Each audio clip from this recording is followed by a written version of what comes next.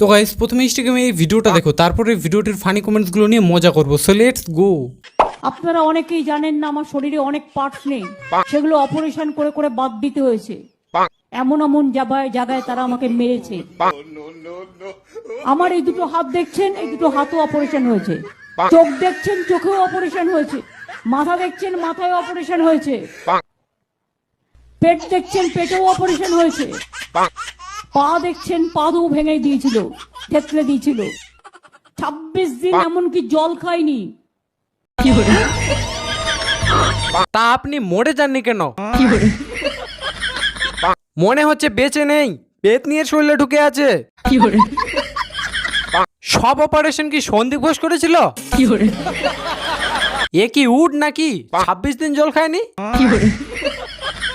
মাথার অপারেশনটা সাকসেসফুল হয়নি।